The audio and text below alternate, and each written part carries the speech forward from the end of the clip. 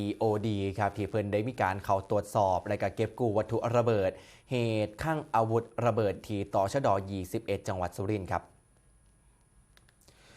วันที่25กุมภาพันธ์2569ณกองกำกับการตำรวจตระเวนชายแดนที่21จังหวัดสุรินทร์ชุดเก็บกู้และการทำลายวัตถุระเบิดครับได้เข้าตรวจสอบพื้นที่เป็นหน่วยแรกเพื่อเก็บกู้วัตถุระเบิดและการเคลียร์พื้นที่ให้เกิดความปลอดภัยหลังจากเกิดเหตุระเบิดและเพลิงไหม้ภายในโรงเก็บคลังอาวุธเมื่อวันที่24กุมภาพันธ์2569ซึ่งเวลาการเกิดเหตุนะครับกะเวลาประมาณ 19:30 นาทีเนื่องจากขาดว่าอาจสิมีวัตถุระเบิดตกค้างและก่อให้เกิดอันตรายได้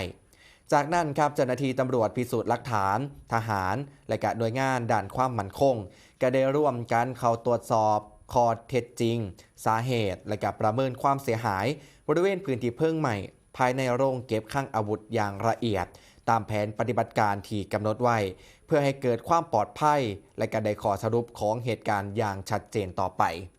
ในใดก็ตามครับในเวลาต่อมาก็คือ 11:30 นาทีนายจำเริญแหวนเพชรผู้ว่าราชการจังหวัดสุรินทร์ก็มีการลงพื้นที่ตรวจสอบจุดเกิดเหตุพร้อมติดตามสถานการณ์และให้กำลังใจเจ้าหน้าที่ผู้ปฏิบัติงานอย่างใกล้ชิดนั่นเองครับ